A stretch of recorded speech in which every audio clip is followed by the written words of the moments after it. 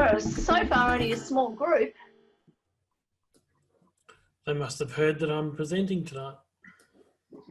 I did let them know in advance.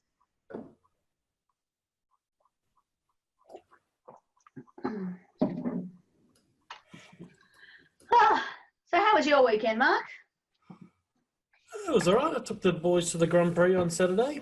Oh, can you hear anything now? No. we got very, very wet. Oh, yeah. Yeah. But yeah. I was volunteering at Parkrun, and it just absolutely teemed on me at Parkrun. It was, yeah.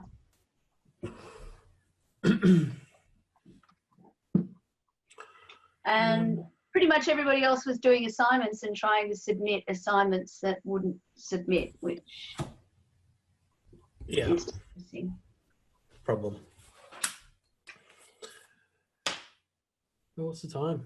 I don't know what time it is. Yeah, we've got 7:27, got a couple of minutes to go. All right. So have I shown you my latest classroom edition? Oh, I can't see. Oh. Yes. Well, give a test. No. Yes. For the last time, no. I'm thinking of, I'm trying to do a how might we of how I could actually just implement this as feedback. We need a yes and button and a yes but button. Well, these came from the reject shop, which is what I kind of enjoyed about them the most. That they've actually been rejected by everywhere else because, you know, everybody wants some shade of grey. But very handy for dealing with a teenage child. No. Yes, I wouldn't put one of those in my household because they'd never bloody shut up. They're always impressed. So yeah, amongst all the mess that I have here, I just thought I'd share that. Not quite sure why. As you can probably see in my background, I'm very busy packing. Yes, I noticed the moving boxes before. So you moved the 16th? 3 weeks. It's just me on the 16th, and I'll be at RMIT, so that'll be interesting. Different logistical challenge. Yeah. I mean, I might be able to pop in, say hi. It just depends on what state I'm in. Still alive or not. We've got one more participant. Yeah. Everybody's being very quiet too. David did ask me about the dogs before. Now I feel like I probably should have let them come in with me. Why are they going to bark? Yeah, actually, sad story, but I've put Harry on Prozac recently. Oh, yeah. On the basis that if it doesn't work for him, I might take it because he's just driving me insane. And so he's a little bit, because he's so anxious at the moment, he just could randomly start barking when any of people on the screen talk. So having spent years working from home and doing Zoom meetings all the time and him being completely nonplussed about it. Well, probably the good news for everyone is we can put you on mute today. Yeah, that is good news. I could do it straight away. Yeah, well, if you want. Now. Chris is with us.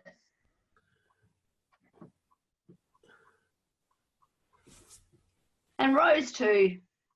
Good for you showing your actual faces. And I could have said anything about either of them before they put their ears in, right? Yeah, before they put their ears on. Yeah. 7:30. All right, I will. Mute until I have a question. Well, no, don't mute straight away. Did you want to have a quick chat about last week and some of those activities? Yeah, I'll give you 5 minutes, Kath. 5 minutes and that's it. Give me a warning. Yeah, I don't even really know where to start.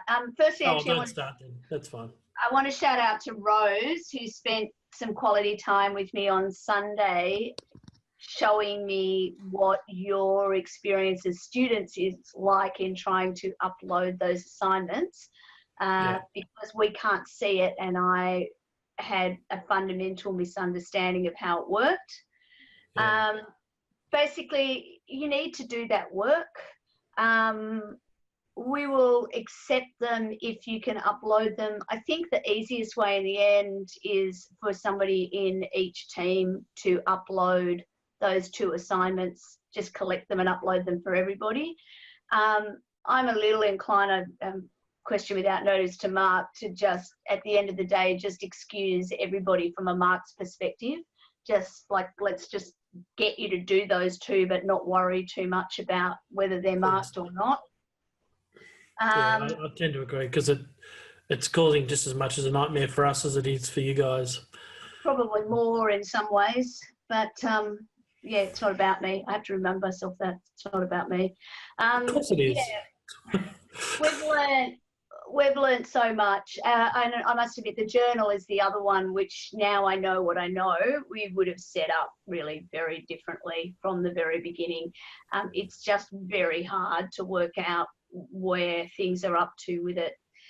So yeah, I guess all I really wanted to say is I'm sorry, thank you for your patience. We will do everything we can to make sure it doesn't have a negative impact on you any more than it has for stressing you out, and just encourage you when stuff like that goes wrong to shout out and let us know, because we're not actually psychopaths. We're not intending to make it difficult for you, and you're very smart people. So if it's not working for you, there's a very good chance that it's not working because it doesn't work. And the sooner we know that, the more likely we are to fix it.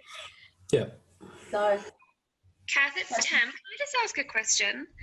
Did everyone have this problem? Because I feel like I uploaded my stuff fine, but now I'm wondering whether or not I did. Like, was this a problem for everyone, or just... It's just a particular type of assignment. So the intention was that individual assignments, there were some individual assignments that we wanted you to do the work individually but share it with the group that you were in. So they were set up as group assignments, but it turns out that if you're not the first one to upload and you upload, you overwrite your colleagues' work, and you can't actually add their work. And so lots of people were overloading. And then the way it presents in for us as teachers, we were getting confused because 2 people don't put their name on their work, because why would you need to really in this situation? But we were looking at work and giving feedback to the student who we thought had done it because of the way it was presented to us, and it wasn't their work, and it was just confusing everybody. So it's only 2 assignments. It's the one where you do your persona and share that with the group, so that you can then pick 1 or 2 of those personas to do some work with individually, as a group, I should say. And the group assignment, what was the other one? I've already lost. So one was the persona, and your individual data collection for when you went out and took some photos and some tagging and possibly interviewed people, that kind of data collection. So yeah, people were overwriting each other. So you only had the problem if you noticed you were overwriting somebody else, or you went in first and somebody else overwrote you later. Yeah, or yours was overwritten, or you got a comment from me on Kath saying, thanks, Chris, for your work, Tam. And you know, you weren't Chris, for example. Okay. All right, I'll have to have another look. Thanks, guys. Yeah, so what I've just suggested is every group talk to each other, gather your information together. A good way to start doing that, and I sort of started with Rose doing it in her group, is just create a page in your group area and just upload everything to that. And then just when you've gathered them all and you're ready, submit it so we know you've done it. But the value in that work is the doing of it and then the talking to each other about it. You know, we're just being the police and making sure you've done it. Yeah. And it's frustrating because there's some really good work there, and then we're commenting on it. It's just folding over. It's like, yeah, it was doing my head in, I have to say. Kat, I just tried doing what you suggested, creating a page or a file. Yeah. when I put mine on it, I don't see anywhere for others to, or for me to add another person's submission. I just sent you a text message not very long ago. Is it possible that we go through group and then you go file and then you add a folder? So you just say you. The problem is, Rose, I think I can't see what you see, as you know. Like Rose is sharing a screen with me so I could see what she sees. The problem is, our experience is completely different. So I think at the moment, if we get caught up in the tech talk, we won't get through the content for this week. And I think at the end of the day, I'm at the stage where if you just email them to me, I'll sort it out. Okay. Kind of just like, I'm just overwhelmed by it. And we'll get, you know, as we reiterate for next time round with this course, you know, RMIT Online set these things up when I told them what I wanted, and they've clearly not understood what I wanted or not understood the limitations of the tech, one or the other, possibly both. So, you know, we'll get there. But at the end of the day, what's important is you've done the work and you're going to talk to each other about the work. And it really doesn't matter how you share it with each other. And we'll just make sure that we know that you've done it. And we'll probably give everybody the benefit of the doubt and just excuse on those ones anyway, so it doesn't impact your mark one way or the other. Okay. Thanks, Kath. So let me hand you over to the lovely Mike Boys. There you go. Wherever he is on your screen, I'll just point in every direction. Thank you. Well, thank you for everyone for showing up today. It's a small group. We've only got 10. Well, that probably includes myself and Kath, so 8 of you out of 55. What's that a percentage turnout? Not a lot. Today, we're going to talk about the C word, which stands for creativity. It's nothing rude. And we're going to talk about what it is, what the source of it is, some of the myths that surround creativity, and talk a little briefly about why is important. And then we'll finish up with an explanation of this week's activities. Hopefully not as onerous as it's been for the last few weeks, given that we're leading into Easter and we all want to have mid-semester break and actually have a real break, not be concentrating on our work so much, right? You need to have a break. So in your little chat areas, I wonder if you could maybe give me 2 words that we might get out of this session tonight. What's going to help us become? I'll give you a hint on the screen. So maybe just type in the chat what you think that is.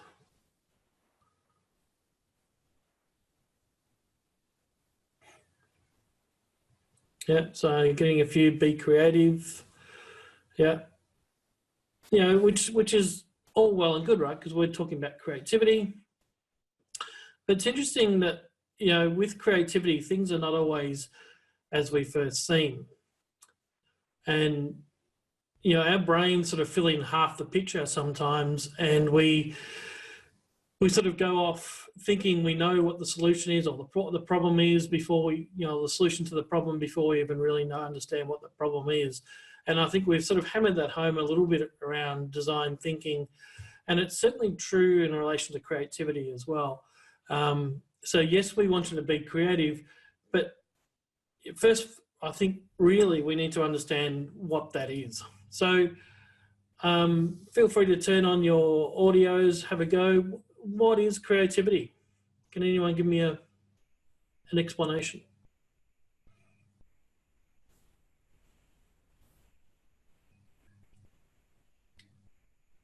Bringing ideas to life, like being able to put something that's in your head down onto a piece of paper and sort of give body and form to that idea. Okay, yeah, nice, yeah. Anyone else?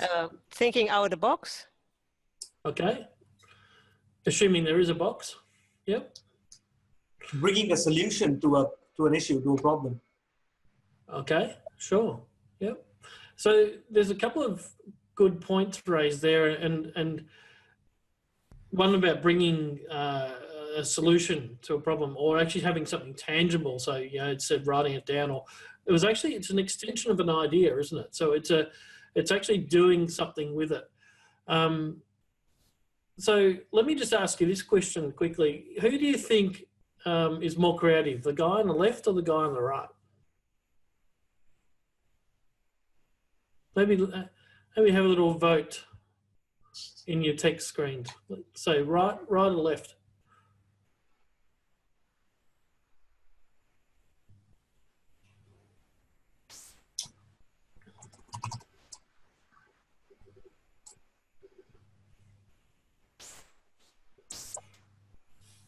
Okay, so right. Don't think I can tell by looking. Someone says right. Can't end it. Oh, nice. Thanks, Chris. Yep. So a couple of people said the guy on the right, who's, if I look at my screen, it's the guy in the suit. Are they the same guy? I don't think so. Both. Yeah, well, the thing is, you're right, absolutely. We cannot tell who is more creative. It's interesting because I asked my 11-year-old son this same question with these people. He says, oh, the guy on the left because he's got tattoos and he's got a cool hat and, you know, a bit of a hipster. But we quite often judge a book by their cover. You know, we quite often look at people and think, oh, yeah, they're creative or they're not creative. The reality is, as a couple of you suggested, is that you can't tell by looking at somebody whether they're creative or not. And the fact is, the truth is, we are all creative. We all have creative talents, and we all have, you know, creative traits. We just sometimes choose to not use them, or sometimes to use them, or we maybe don't know how to use them, even though we once did as children.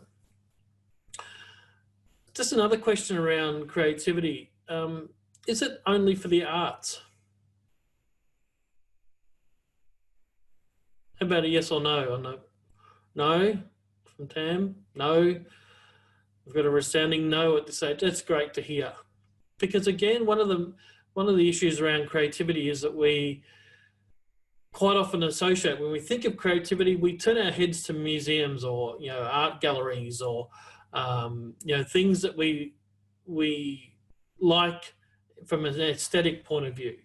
But creativity doesn't have to be seen for it to be creative. It can be an idea, or it can be, you know, something completely off this planet, which leads me to the next slide. So I really like the work of Ken Robinson, and he was in Melbourne this past week at the Futures School Conference. A good friend of mine went along to see it. I haven't had a debrief yet from that. I couldn't make it, unfortunately, but he says that there are really 3 core elements to creativity. And the first one is thinking. You know, we've all heard of creative thinking, but it's really about using your imagination. And he tends to say, or he writes that our imaginations is what sets us apart from the animals. You know, it makes us, you know, you couldn't imagine a dog thinking about, you know, flying a car in the future. You know, you just don't imagine a dog thinking of something like that. So the first step really is imagination. Then you have the act of creating, like a few of you said, it's actually, creativity is about creating something. So we actually have that act of creating. It's whether we write down those ideas, or we start defining those ideas, or co-creating those ideas. And really that's the action part of it. And in terms of, you know, an artistic creativity, that could be the act of painting or sculpting, or in accounting, actually getting those numbers to work. And then the third part of that is the value. So this is where we see the innovation come in. And so we're actually, say, bringing something to market, or we, you know, actually, you know, implementing a new business model. That has spawned from that idea of imagining a potential solution through to the action of creating value, and then through into creating value. So really, creativity is all 3 things, all of those 3 things. Another theory around creativity about what it is this whole idea of bringing 2 different fields of knowledge together. And in this particular diagram, you know, Koestler says that it's this sort of junction point where two different fields of knowledge meet, and we can bring those ideas together and again create something of value. Does anyone know who this guy is?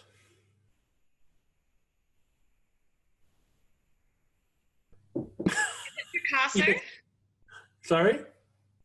Oh, actually, I'm going to take my guess back. No, don't take it back. What did you guess? I said, is it Picasso? Yes, you're right. So good guess. Okay. So what were the two ideas do you think Picasso brought together?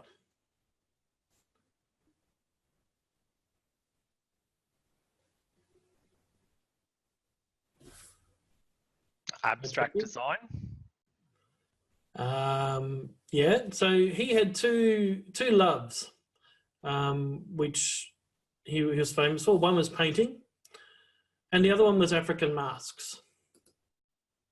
So if you combine the love of painting and the love of African masks together, you get something like this. Now, for a few of you may not know that Picasso was an Impressionist painter before he moved into Cubism, and that was, frustrating for him being an Impressionist painter. So he wanted to be more creative. So he did that by combining his two loves and his two passions.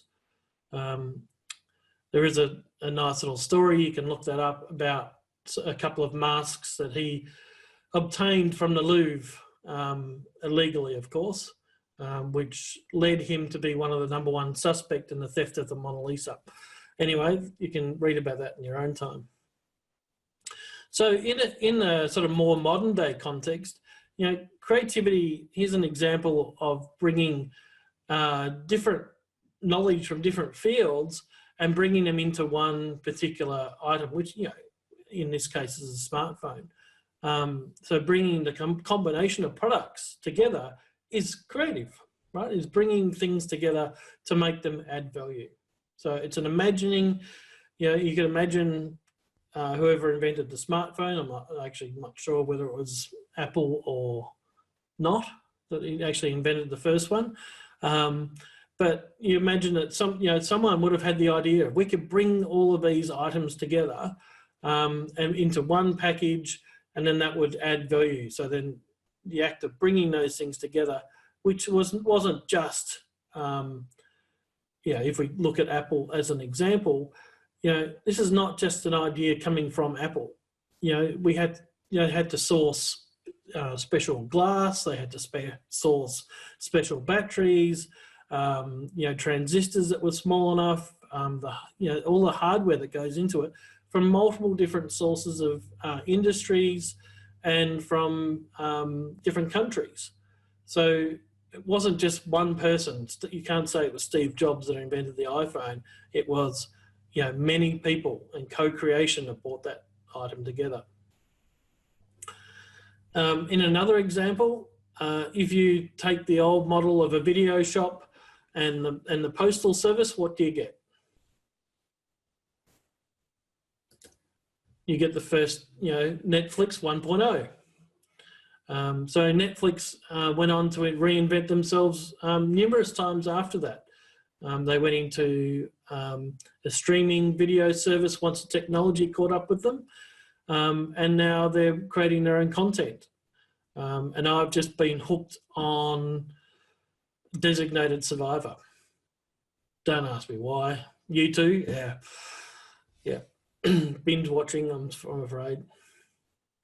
Actually, one of the things I find really interesting about Netflix is actually the real gem of a creative idea for them is they had millions of DVDs, and at any given time, point in time, it's like less than 10% of their DVDs were in circulation. And it was the building of that algorithm that says, well, if you order Designated Survivor, then you might like Madam Secretary or West Wing or something like that. And then actually just because those millions of DVDs were just sitting around doing nothing otherwise, by sending that value out in the post. And I mean, to me, that's creative genius. Yeah. It's a good case study to have a look at. So, which brings us to the original question, what is creativity? And creativity can be everywhere. and we are, as I said, we are all creative. And if you don't believe me, think back to the time when you were in kindergarten and you had, finger painting, or you were playing in the sandcastle, in the sandpit, and building sandcastles on the beach. At one point in time, you were doing something using your imagination. You were creating something, and whatever it did, you add value. So it put a smile on your mum or dad's face, or your grandfather. So you, at one point in time in your life, you were creative. So that means that you still have those creative traits. Just now you need to be able to channel that into a business sense. So the good news is there's actually no academic answer to this question. And I don't know if that's a good news or not, but throughout history, in the early sort of ancient Greek times, creativity was talked about, this whole idea of a muse or a genius that would live in the walls of your house. So if you were a good painter or sculptor, for example, then you were said to have had a genius living in the walls of your house, and that means that you had a creative genius. Didn't mean you were a genius. It just means that you had a spirit looking over you, or a muse looking over you. That idea sort of shifted, probably 1,000 years later, when we started talking about individuals having genius rather than having a genius living with you. So that sort of shifted around the actual individual, and that's when the individual started thinking, well, I'm creative or I'm not creative. And at that point in time, there was a shift, I guess a shift of ownership of that creativity from the muse to the individual themselves. And that may or may not have led to a link between creative types and mental health. Think of Van Gogh, for example. In 2012, one of the leading creativity researchers, Mark Renko, called out to all researchers in the field and said, hey, you know what? This whole idea of academic research around creativity started in the 1950s. I think we should pay homage to those guys for the groundbreaking work that they did. And rather than use, a more recent, up-to-date definition of creativity, I've sort of answered Renko's call and said, well, in 1953, there was a guy by the name of Stein, and he said that creativity, and I'll read it for you, the creativity is novel work that is accepted as tenable or useful or satisfying by a group at some point in time. So there's a couple of things there. It's creative work, so it's talking about output, and it's about novelty, and it's about being accepted. So I mentioned before the Mona Lisa. The Mona Lisa was hanging in the Louvre. Really wasn't that famous a painting. It actually wasn't really deemed as one of Da Vinci's best pieces of work. It was just an ordinary painting of a woman on the wall. But it wasn't until it was stolen in the early 1900s that it became world famous. It became front page news. It disappeared for 2 or 3 years. It was eventually found, well, not found, but it was actually, the police found it in the apartment of the guy who stole it, because he was trying to sell it to a museum in Italy, and they recognised what it was and dobbed him in. But that became front page news, so therefore it became a very famous painting. So it wasn't really until after it was stolen did the Mona Lisa become a really prized, valued piece of art. And so that it's important to understand that, for something to be creative, it needs to have value or be useful to a group, and as it says, at some point in time, which is really important for us design thinkers, because we can generate thousands of ideas, and we don't know that half of those ideas, they're great ideas but not good for this point in time. And that's why we need to have processes in place to capture and log and categorize and keep those ideas for later, because you know, one day they're going to work. Netflix, when they first started, didn't have the technology to stream. Yeah, but when that technology became available, they did. So it's really important as design thinkers that we're able to capture those ideas and keep those ideas for later. And when Stein says that you know, it's creative work, he doesn't necessarily mean that every element of that needs to be new. You know, think back to that smartphone example. Nothing, let me go back a couple of slides. Nothing on here is new. You know, in fact, if you look at the icons on the smartphones, they're all old world sort of icons, right? Old TVs, old cameras, we've had watches, we've had the mail service, you know, newspapers, and maybe portable music players weren't that, you know, a recent invention, but we had, you know, telephones and games and things like that before. But it's the combination of those things which makes it creative. So I go back to Stein for his work. And what Stein also says was that, you know, the level in which something is creative is how far it stretches from the status quo. So, you know, it's sort of almost like that shock value. I also like this explanation of creativity as well, because I think this sort of resonates with me as a father. And I think, you know, that whole idea of the key to of creativity is sustaining that child-free form sort of imagination. But I really like that it's about enriching knowledge and not replacing knowledge. You know, creativity is not about, you know, making you smarter. It's about enriching what you already know and making what you have better. And, you know, good old Einstein said that, you know, without creative thinking, we can't, you know, how do we solve the problems of today or tomorrow? By thinking the same way, you know. So we need to use creativity to think differently about what we're doing. So I think someone before said thinking outside the box. Absolutely. I like to think outside my triangle, not necessarily the box. So what does it take to be creative? Again, looking at Forrester's research, he's discussed the idea of there's four elements to that, and that's curiosity, associative ability, energy, and motivation. So that curiosity comes back to that sort of childlike, you know, play, you know, wanting to know why things work, how things work, and association. So being able to think, you know, look for patterns, identify patterns, and see how we can bring things together to make them work. And you need energy, right? Creative thinking takes energy.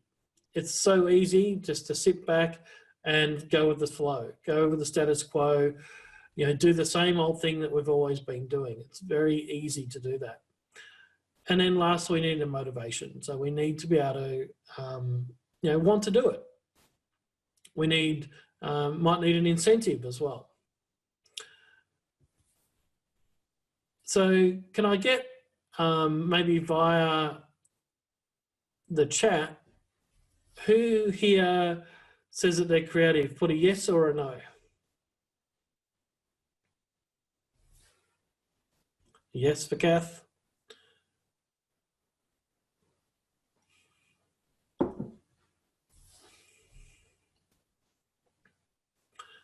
All right, so I'm interested, borderline, okay. It's good to know where you think you are, because if you say I'm not creative, that's okay. Like it's fine. This is not a test. But what I'd like to maybe suggest to the people who, you know, sort of are not sure or still not sure what creativity is that one day you'll be managing creative people, or you'll be leading teams with creative people in your teams, or creative thinkers, I might add, rather than people that don't have the motivation, don't have the energy or the curiosity to be creative, or maybe they just don't want to be, and that's okay. But for the ones that are, I need to make a point to you that once you have the motivation, and once you've sort of flicked that switch of creativity in your own mind, it's very difficult, in fact, I would argue impossible, to switch it off. And for those that answered yes, I'd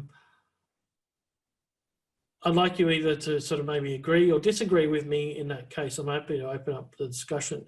But I think it's important as leaders that we understand that if you have someone that is a creative thinker in your team, that's not something they can switch on and off depending on the task.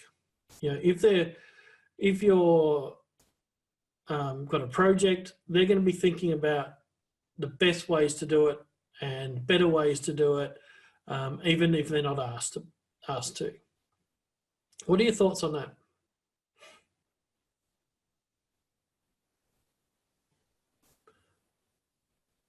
Yeah, I completely agree with you. I don't think creativity is just about creating a tangible product. I think it's about creating innovative ideas, and if you have somebody who's got that spark, it is going to drive them. Yeah. So you're right, and we have to be really careful as leaders that we're not repressing someone's creative drive, because it can be really valuable to us, particularly in design thinking, in our pursuit of innovation. It's a really valuable tool for us moving forward as leaders, and we're going to be careful that we don't we don't repress that style of thinking. And yeah, thanks, David. Absolutely, we should be encouraging it.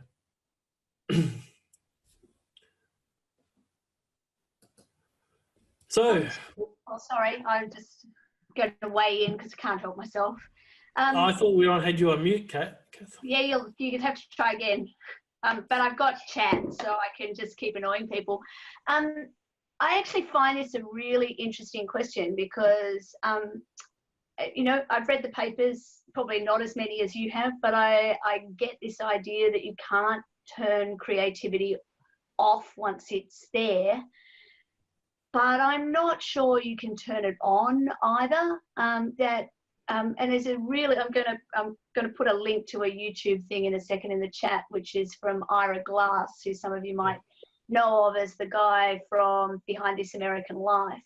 And he has this, I think, amazing just little thing about the problem with creativity and good taste, and the extent to which, when you're trying to solve a problem or create something new, that you get in your own way doing that because you have a feeling about what it should be like, and it's never quite perfect. And a lot of business people in particular really get caught, I think, in that space. And I might be bringing my lawyerly badge or baggage with me, but I think that's the elephant in the room sometimes with business people when we talk about creativity, that understanding that actually it does require a vulnerability and an ability to accept that it's not perfect, particularly when you're sharing creativity with other people. Yeah, really valid point. As much a question as a comment. Sorry? As much a question as a comment. Happy to be disagreed with. Yeah, I personally, I think it can be switched on, but I think it takes a lot of hard work and years. I don't think it's just something you can go to a corporate retreat and have your creativity switched on for a brainstorming session and switched off, say, back in the office. It just doesn't work that way. I think, I can speak from experience where, I studied fine arts and photography after high school. where, you know, I considered myself to be creative, leaving high school into a undergrad fine arts degree. I worked as a freelance photographer for a number of years, and I fell into a corporate role. And I didn't do anything creative for 17 years.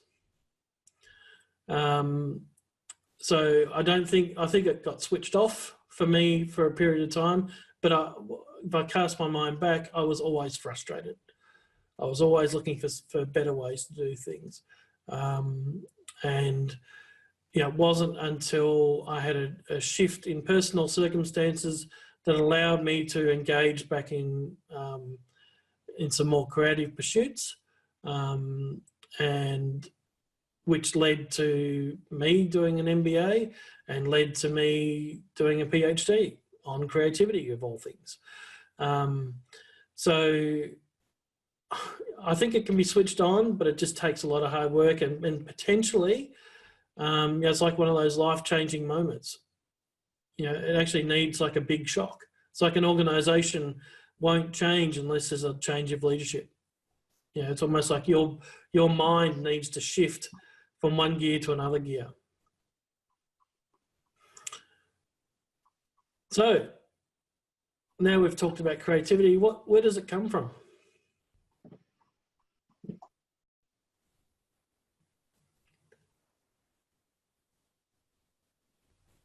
Yes, Rose. Oh, yeah.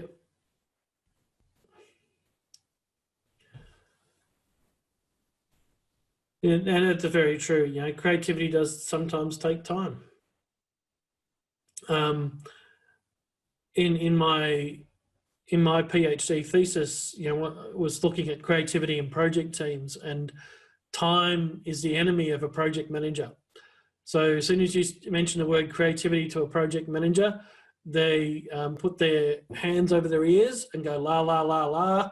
I don't want to hear anything you're talking about, because as soon as you mention creativity, they think, well, it's an increase in time.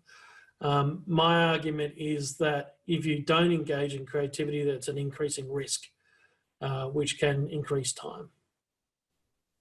Anyway, we digress. So anyway, what's the source of creativity? Where does it come from?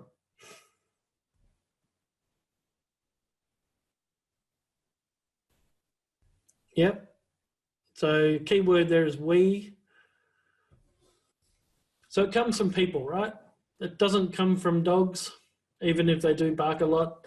It doesn't come from the trees. It doesn't come from a muse. You know, it doesn't come from divine intervention, I don't think. Yeah, it comes from people, and it comes from the way we think. And we all should be aware of what divergent thinking is, being in a design thinking course. It's the first diamond of the double diamond, and the first and third diamond of the double triangle of the double diamond. So again, my own research looked at, you know, if we have this supportive and safe environment for us to be creative in, that allows us to be more divergent in our thinking.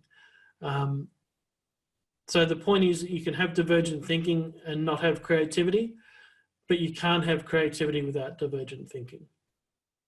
So divergent thinking, creative thinking, lateral thinking, whatever you want to label it, we need to have that type of thinking, which is again using your imagination, which flows into creativity.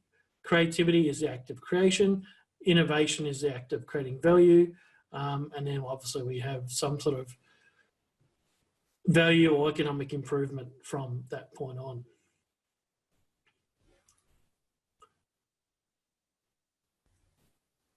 So what's divergent thinking? Just a really quick explanation. So you have a problem or a stimuli, and divergent thinking is generating multiple solutions to that, or ideas to that particular problem. As opposed to, as opposed to convergent thinking, which is where we have one right answer. So we have a problem or evidence that suggests it's one right answer. And if you have done your finance subjects yet in your MBA, you'll find that that subject is very convergent. So a lot of the answers are in the back of the textbook, and that's a lot of our education in schools these days is taught convergently. But here in design thinking, we are talking about divergence. Neither are good or bad. We need both, hence the double diamond model. Nice segue into this one.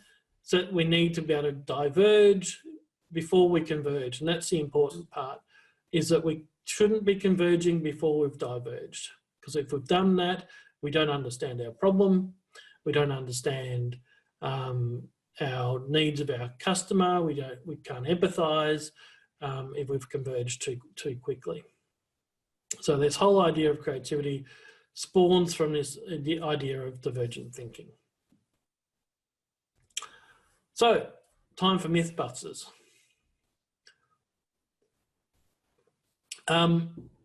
So I've taken this from Burkus, or David Burkus, who wrote a book on, it's called The Myths of Creativity, and it talks about 10 myths about, you know, how we sort of misunderstand what creativity is about. And the first one he talks about is this idea of the eureka moment, where, you know, again, our default position sometimes in creativity is to think, oh yeah, I'm going to have this brilliant idea. You know, I fell over, hit my head, and I came up with a flux capacitor to travel in time, right? Or, and that's just not the case. I mean, most great ideas are co-created.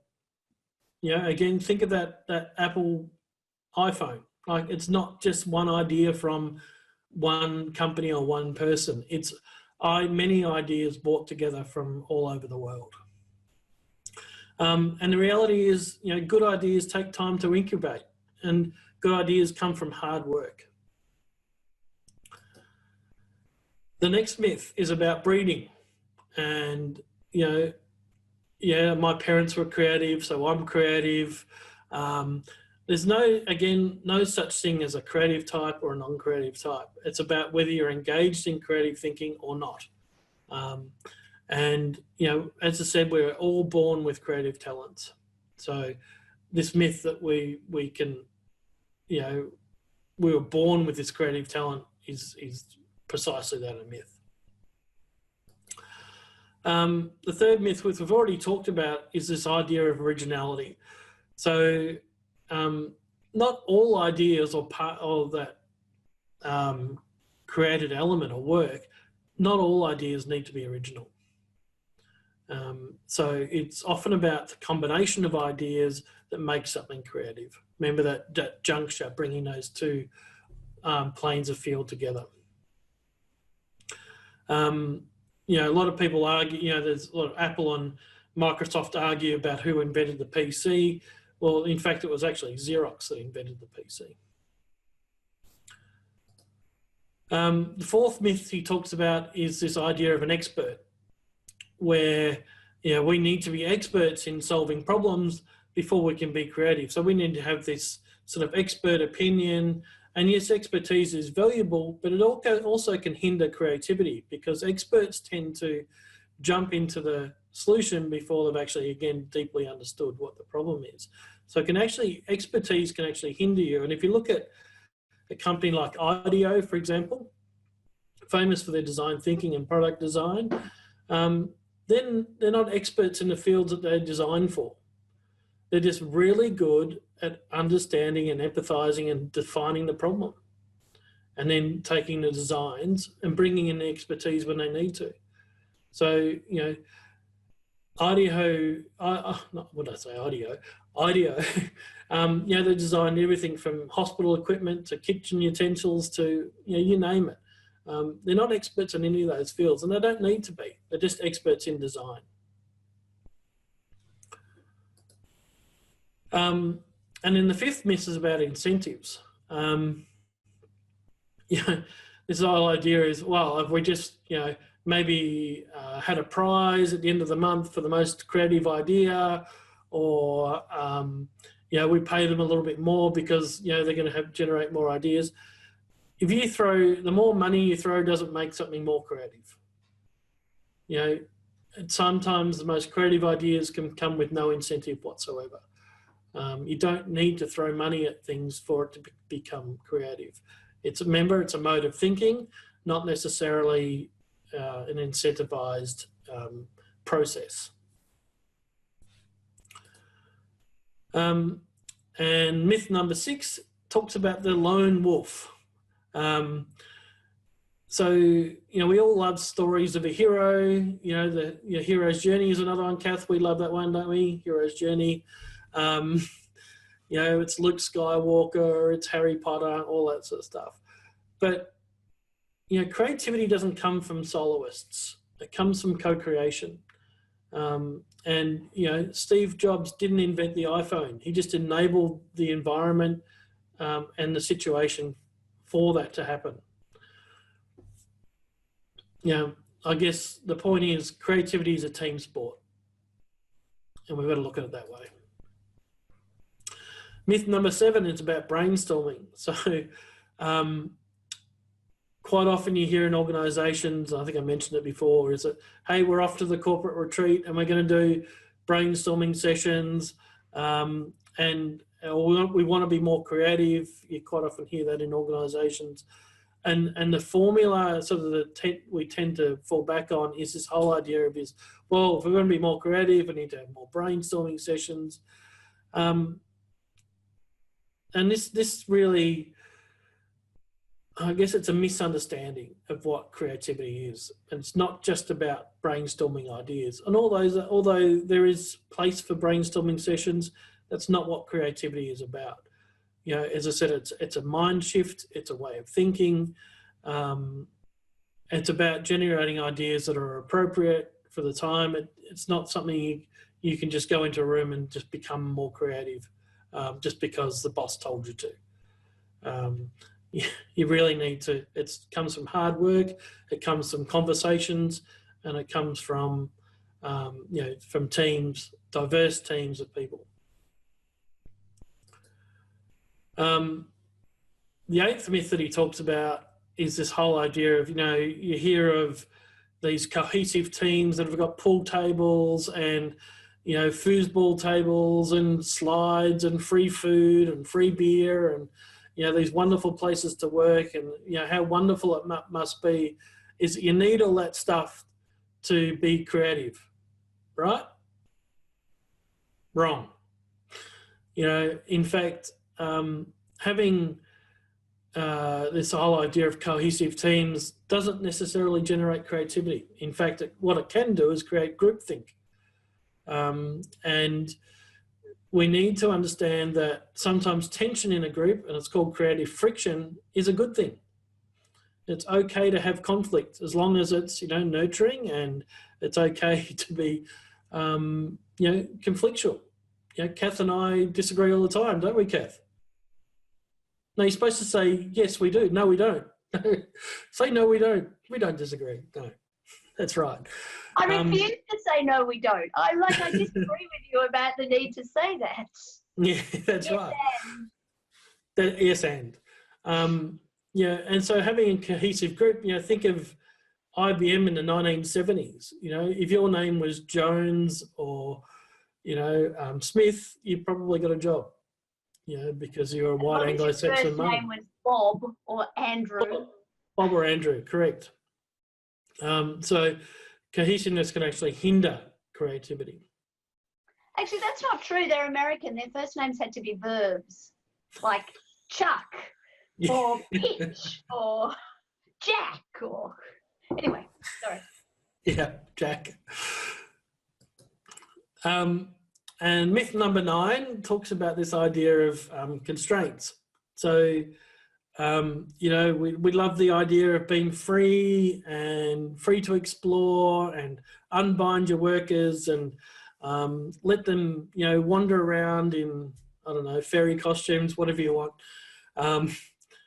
But it's often the lack of resources.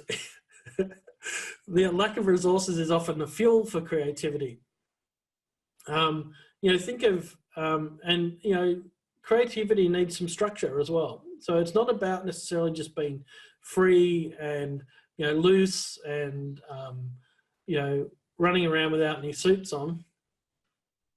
You know, if you think about musicians, for example, even jazz musicians need structure, right? They need a tempo, they need something as a base for them to be creative in what they do. And yes, there's a bit of freestyle in there, but they still need that background and that structure and constraints in there. And then the last myth, which is probably more about innovation rather than creativity, but the mousetrap myth is about this idea that if you build a better mousetrap, the world will beat a path to your door. And that is so not true. We all know in business that it takes a lot more than just a good product to be successful.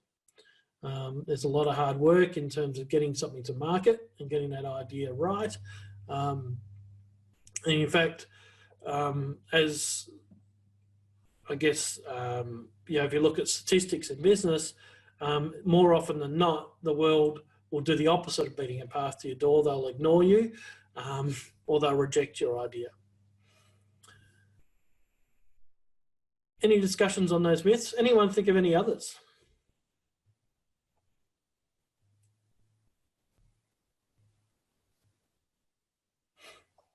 Yeah, I like that, Kathy. Absolutely. You need a key and you need rhythm for your jazz. Absolutely. Thank you for adding some muso insights. You can't hear it, but there's a Hammond organ playoff happening just outside my room right now. I guess I don't know if it's a myth. I'm kind of turning it around. I think one of the things that I find helpful thinking about what creativity is thinking how you don't have to take a huge leap to be creative, that sometimes it's just the incremental tweaks that make all the difference. Yep. In a journey. And, you know, I think, and I don't know if you call that a myth, that it's sort of that, maybe it goes back to that eureka moment or something, but sometimes it's just the smallest little tweak, the tiniest little improvement in something that you just think, yes, that's lovely. And now I've been looking recently, I upgraded my coffee machine or just changed my coffee machine. I'd had the same one for a long time, and we have similar coffee machines at the university they use all the time. And the one I bought now, it's a very, like, it looks like an old-fashioned coffee machine, but it's just got a couple of tiny little features that I just think, I didn't even know about them when I bought it, but I love this coffee machine now. So, for example, when the drip tray fills with water, a little floater comes up, and I can see this little sign come up out of things saying, empty me. And it's just such a tiny little thing. It's, you know, it's a sticker on a device that floats in a plastic tray, but it's actually really user-friendly. It's lovely. Yeah. And that's the point too, is that creativity doesn't need to be big bang. You know, it's not about completely changing direction. It's just about, you know, thinking differently about the path that we're on. And, you know, given we know what we know now, you know, are we on that right path? Do we keep doing what we're doing? And again, going back to Netflix, you know, they've had 3 major transformations as a business model in the last 10 years. Has it been 10 years? They've been around that long? Not sure. But they were massive changes, but there's also been incremental changes that they've had as well, such as, you know, introducing algorithms and the like, which has improved their business offering or their product offering. Anyway, so that idea of the mousetrap, it's about, you know, it's a tough gig getting products to market, as you guys will find out if you haven't already. So why is all this stuff important? If you believe in the World Economic Forum, some people don't. I was locked in Crown Casino for 3 nights because of them once. I didn't realise that the World Economic Forum was like climate change. I didn't realise you needed to have belief. I don't know. I thought it was the people that locked us in Crown Towers that week, They didn't believe in it. That's That's all right. I got free accommodation for 3 nights, and it was great. If you believe in the World Economic Forum, they suggest that creativity is going to be in the top 3 of skills required in business in the future, in a not too distant future, by the way.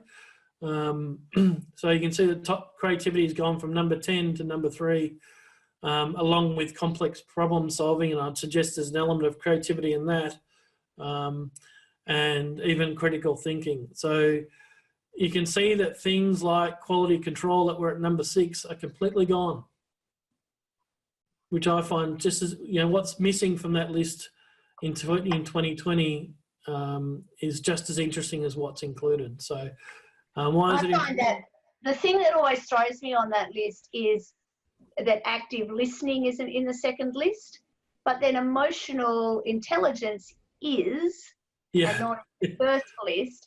And so I just wonder if it's just morphing out. It's because I see all those things in red as different versions of the same thing, different emphasis on the same skill set. That's right. I mean, I guess active listening could be, well, I'm listening to you, but I'm not actually doing anything about it. I guess where the difference with emotional intelligence is you're actually acting on it or living it rather than just listening. Maybe, I don't know. Yeah. Anyway, we could argue that all night. But just the point that this is important. This is why we talk about creativity. It's a fundamental attribute of design thinking, and of utmost importance. Anyway, we've got 3 minutes to talk about activities. So this week's activities, like you to have a look at the readings. There's a really nice video of, escaping my name, David. Dave Kelly. Dave Kelly. Please watch Dave Kelly's video. I think there is a link in this week's activities.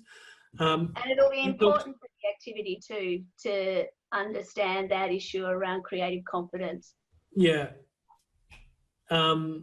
He talks about fears around creativity. And once you've watched that video, you'll understand what I mean by, you'll need to touch the snake. So the first thing to do is watch that video or read the article as well. There's an article in HBR Dave Kelly and his brother wrote.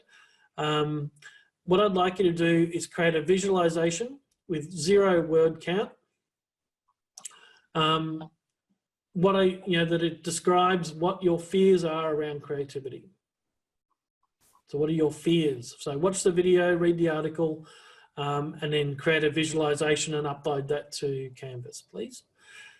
The second activity I'd like you to do is take a photo of something that you consider to be creative, upload this image and explain in 100 words or less why you think it is creative, why you think it's creative. So these 2 exercises are really, one's personal, but actually they're both personal, but it's going to get you to start thinking a little bit more about what creativity is and what it means to you. And then flowing on from that, you might want to take some items of that and reflect in your journal about what does creativity mean to me? Am I creative? Am I not creative? If so, why not? Why? And if not, why not? Start exploring that in your own, what's hindering to me being creative, or what's helping me to be more creative. So some of you might find it useful to go back to the SWOB exercise that you did earlier on and think about the blockers. Think about even doing that sort of your strengths, weaknesses, opportunities and blockers in a creative space. Might be a helpful way to do that. It's also with the one that goes into the discussion board, that one's actually due Easter Sunday, and I think it's the only thing due between now and then. And what will happen the day after that, so on the 2nd, is each of you will be given somebody else's name and asked to do a peer review. So basically, you need to go and then look at the thing that your colleague has uploaded, the visualization, and respond to that visualization of something they think is creative, starting with the words yes and. So your yes and can be just words if you like, but maybe you can yes and with another image. So the Wow. idea is to think about what your colleague has put up as being creative and really think about how that might stretch your own view of creativity. You're not being asked to criticize your colleague's view, you're being asked to stretch yourself based on that. So knowing that that's going to happen might let you have a little bit of fun with what you decide is creative as well. Yep. Good. And the last slide is the group activity for this week. Kath, do you want to run through that one? Yeah, sure. So this is your first proper qualitative assessment piece. So actually this is due on the first two. So this is the work that you've been doing should be leading to this. So this is your 5% task to put together your design brief. And we spoke about it a little bit last week. Basically, the trick with the design brief is to keep it brief. This is going to be your overview. By the end of this week, you need to have as a group decided who you're solving the problem for and what you think the key elements of the problem are. So you're going to describe your project. You're going to give us some sort of idea of what's in and out of scope. You're going to share some of your exploration questions. Probably for some of you, what's going to be most important is you're going to need to talk about scope 2 in the sense of what resources you have. We've got one group that's down to 2 members. We've got a number of groups that are only 3 now, and a couple of 4s and quite a few 5s. So particularly if your group is small, you've got some advantages there in terms of logistics, but it means that you won't be able to go too broad. And basically, this is going to be your North Star for your group assignments. So this is where you really come together and agree how you're going to approach a problem. All right, so again, there's a format, a template for doing it. This is not a task you can divide and conquer. If you haven't already done it, you're going to have to find some time to get together over the phone or using a Zoom meeting or Collaborate or however is working for your group. And you're going to have to nut through how you're going to fill out that form, because that's the thing that's going to guide what your project takes, where it goes next. Kath, can I just check the due date on that? I for some reason had the 8th of April. I thought it was the 8th in my head as well, I must admit, but I'm looking at that slide. I might have got it wrong on the slide, so give me a second. Look, and chances are, if you did, that looks like the slide I prepared the first time round, so I think you're being kind to me. Let me just have a look. I thought we had it for the week, because at the end of week 5, and the end of week 5 is technically the 8th of April, because this week is over 2 weeks, so the 1st of April is right in the middle of the week. And with Easter, Mark, if it's not the 8th, are you happy to move it to the 8th? Yeah, absolutely. Because Yeah. that's where I was kind of thinking it was. Let's just make an executive decision and we'll put it in for the 8th.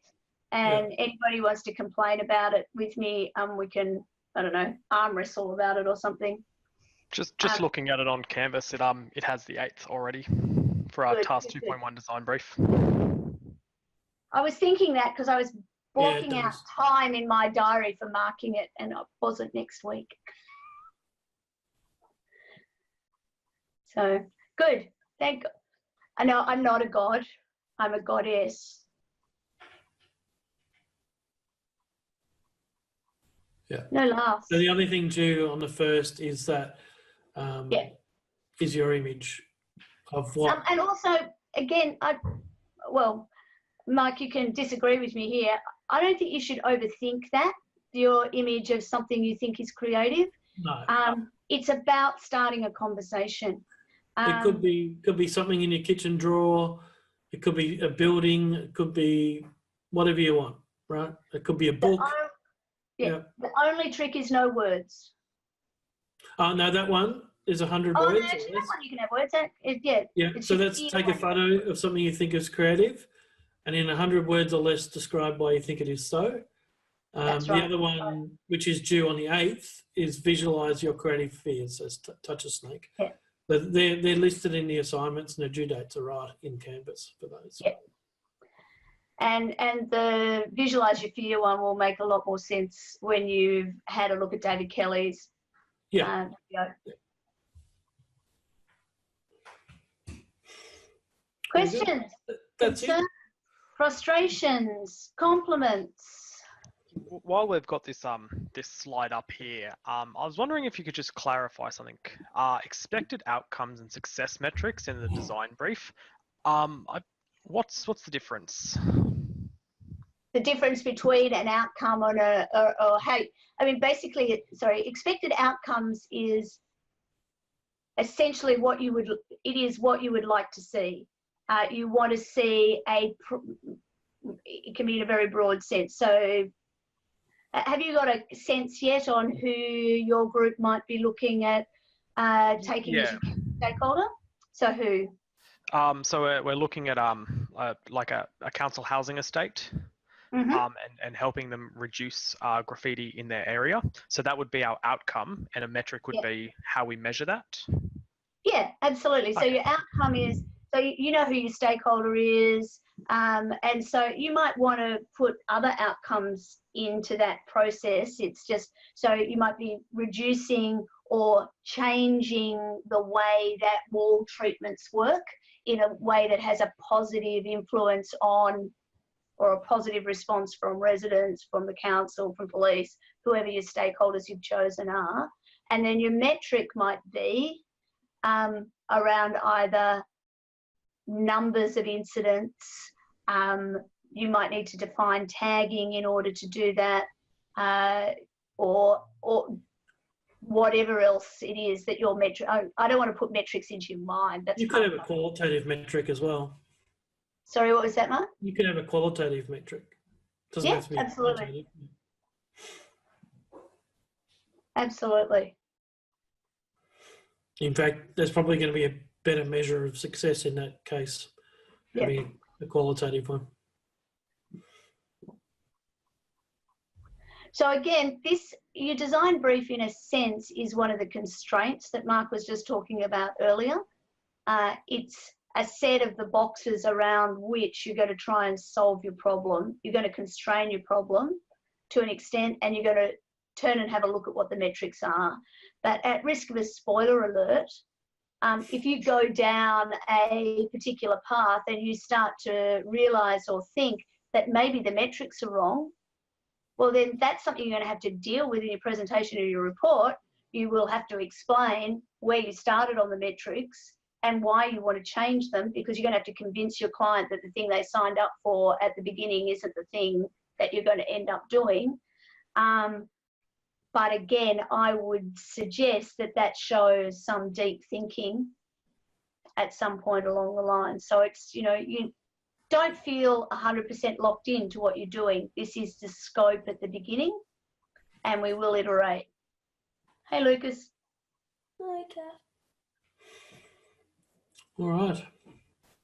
Well, Just a quick question. Will there be one of these sessions next Monday, on Easter Monday? No. Okay, great. Nope. So we won't do one next Monday. I will make sure we get an announcement out to confirm that. But nothing Monday. We'll do another one in 2 weeks' time. So whether you celebrate or not, may there be much chocolate in your near future and not too many belly aches. No chocolate? No. Just None a for you, rabbit. Lucas. Just a rabbit. Just a rabbit. For that new house of yours. A swimming rabbit. Mm. All right, well, Any thank other you, everyone. questions? All good? So yeah, we'll hear from you via email or announcements otherwise. But I just really want to reiterate what Mark said really early on. This has been a baptism of fire. It's not been an easy start from a range of reasons, but it's never an easy start, particularly your first subject. You guys have got a lot to get used to, and it's a marathon, not a sprint. So now is the time to get yourself organised and, you know, stop, take a deep breath, hydrate, and get ready for the second half of the semester, because she's going to be a ripper. It gets real from now on. Or imaginary real. Yeah, something like that. All right, folks. Thank you. See you on the other side. Cheers. See you next week. Thanks. Oh, not bye. next week. Week after.